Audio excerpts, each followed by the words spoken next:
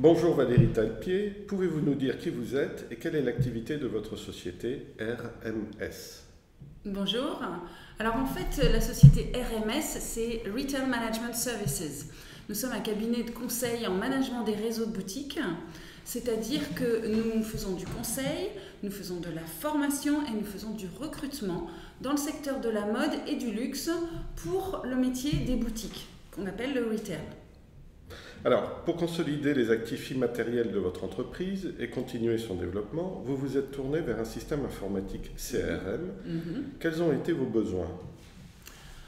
Alors, en fait, ce dont j'avais besoin, ce qui était le plus important pour moi au départ, c'était de qualifier véritablement ma base de données, qui est ma base de données de contact, qui comprend à la fois des candidats par rapport au recrutement et à la fois tous mes clients et toutes les personnes que nous avons formées. En fait, nous avons constitué une sorte de communauté, une communauté sur les métiers de directeur de réseau et des communautés sur les métiers de directeur de boutique et de vendeur. Donc nous avons besoin de beaucoup communiquer avec ces gens-là, aussi bien pour pouvoir communiquer avec eux, avoir une base de données qui soit vraiment qualifiée et pouvoir également très bien suivre tous les contacts que nous avons avec ces personnes.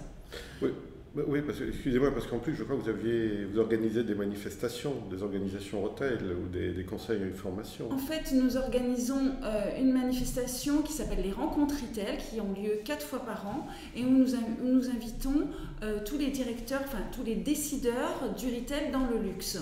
Donc, nous avons besoin de pouvoir suivre et organiser ces manifestations. D'accord. Ça m'aide aussi, enfin juste, allez-y. Il y a une démarche qui est très importante, c'est que nous faisons du conseil et de la formation. C'est des dossiers qui ne sont pas forcément faciles à suivre et nous avons besoin de gérer l'organisation de ces formations. Parfois on a 10, 15, 20 groupes à suivre et nous avons besoin de suivre et notre production et notre organisation. Donc ça m'aide également à suivre par rapport à mes clients les prestations, mais également à suivre la productivité de mon équipe.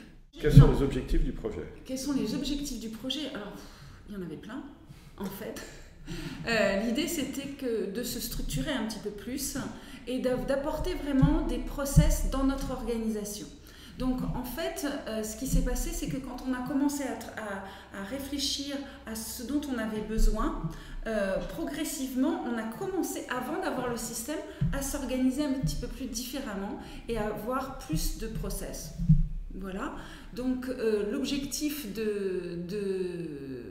du système, c'est de se structurer, de s'organiser et de pouvoir mesurer nos performances, de pouvoir suivre nos candidats, d'avoir un historique, de pouvoir mieux qualifier, d'avoir moins de papier, de travailler plus en équipe, de travailler mieux en réseau, voilà, de mieux communiquer avec tout le monde.